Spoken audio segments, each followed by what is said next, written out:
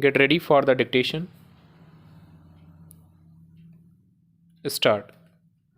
The lower appellate court, in its judgment, has taken note of the principle with reference to authority that given the illiteracy of the two defendants, burden would lie on the plaintiff to establish affirmatively that the transaction embodied in the suit agreement was a conscious act of the defendants once they have taken a plea that they never understood its contents or nature.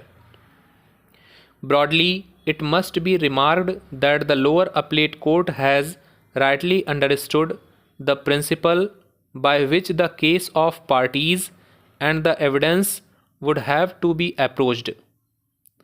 The lower appellate court has then recorded findings based on circumstances to conclude that the suit agreement does not appear to embody a conscious and well understood transaction by the defendants.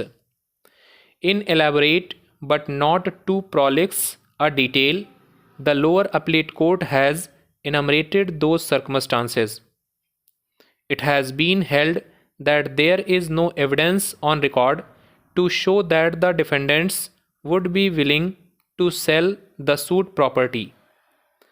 The reason to enter into the transaction disclosed in the suit agreement is household affairs, liquidation of loan, and the minor's education, but there is no evidence on record to show that there was a loan to liquidate or any such child undergoing education of a kind that may involve usual expenditure that would necessitate a sale of the suit property.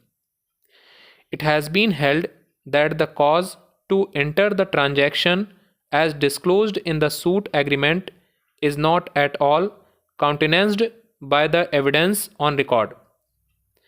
It has then been held by the lower appellate court that the sale deed by Kevla Prasad in favor of the two defendants was executed on 29/5/1986. This remark is followed by some discussion about the plausible time when the document would be returned after registration and a note of the fact that there is no evidence to show that the defendant's name had been mutated in the revenue records by the relevant time. These remarks are followed by an observation that it is not the intention of the court that without mutation in their favor, the defendants could not dispose of their interest, but the fact has been noted to ascertain that what was the crashing urgency that without waiting for a mutation based on the deed of Kevla Prasad and without the original deed being handed over to the vendees within a week or two, the defendants would enter into a transaction for sale. It has then been opined by the lower appellate court that these facts indicate that Kevla Prasad's sale deed in favor of the defendants led to a dispute in the family of the kind pleaded in the written statement, and that taking advantage thereof, the defendants' relatives brought about a situation that impelled them to execute an agreement to sell of the kind pleaded in the written statement. Now, it must be remarked that the agreement to sell pleaded in the written statement by the defendants is one in favor of Dayasankar, Shiv Mohan's son, who had been left out of the disposition made by Kevla Prasad.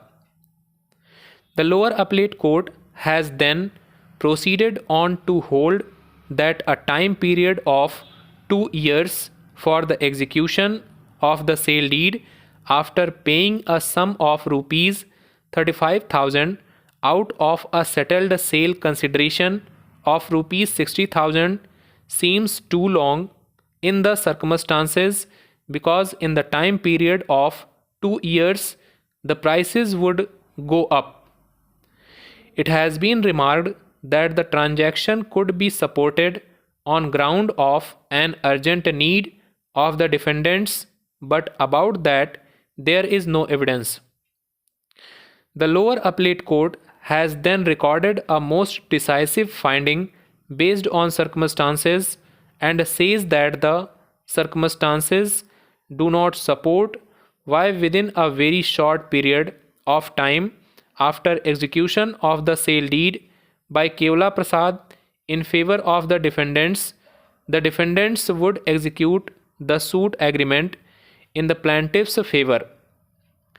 There is a finding also recorded that the source or the bank account wherefrom the sum of rupees 35,000 was drawn, not being explained, does not inspire much confidence.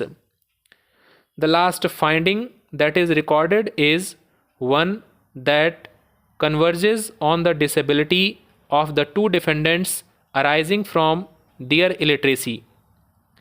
It has been remarked that both the defendants are illiterate women and have their husbands and other members in the family. On the date of the transaction, Srimati Sukhdei's husband, Shiv Mohan, who is illiterate, was not invited to witness the suit agreement.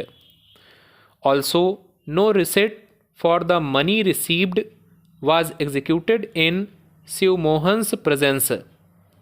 It has been inferred that these circumstances show that no member of the defendant's family who could understand the contents and the nature of the suit agreement was associated with the transaction leading to the suit agreement.